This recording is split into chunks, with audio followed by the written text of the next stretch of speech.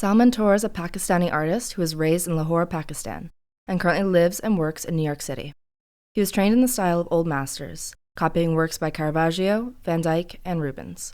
Toor is a man between two countries, not fully at home in either, and this is reflected in the parts of his identity and his experiences that he shares in his work. In the meeting, Toor is combating the invisibility of brown bodies in both the art historical canon and in Western society, forcing the viewer to think about this and challenge their own preconceived perceptions.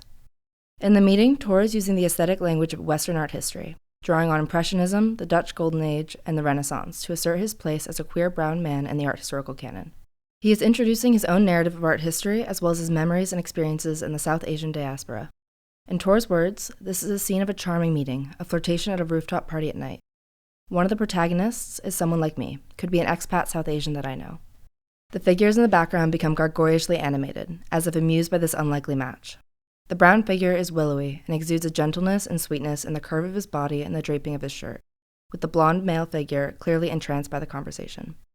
The couple stares directly at each other, adding to the sense that we, as the viewer, like the figure in the background, may be intruding on a private moment. This theme of observing and being observed is a recurring one in Toor's work. For Toor, there is a sense of otherness and not belonging that he often identifies with, contemplating how he fits in the American context as an outsider who had found freedom here, who was thinking about the idea of assimilation, about being foreign, about never really belonging anywhere, and being okay with that. The inclusion of this direct observation of the couple also makes the viewer consider on a deeper level the way that brown bodies are perceived in their everyday lives. The direct gaze from the figure in the background creates a sort of double consciousness, with Toor's figures aware not only of how they see themselves, but how they are being perceived by others due to their sexuality and race. The brown figure stands in contrast to the rest of the monochromatic work, making his difference stand out all the more clearly to the viewer. Even then, the green of the surrounding painting seeps into his face a few brushstrokes at a time, showing that he is at least part of or somehow relates to the environment that he is in.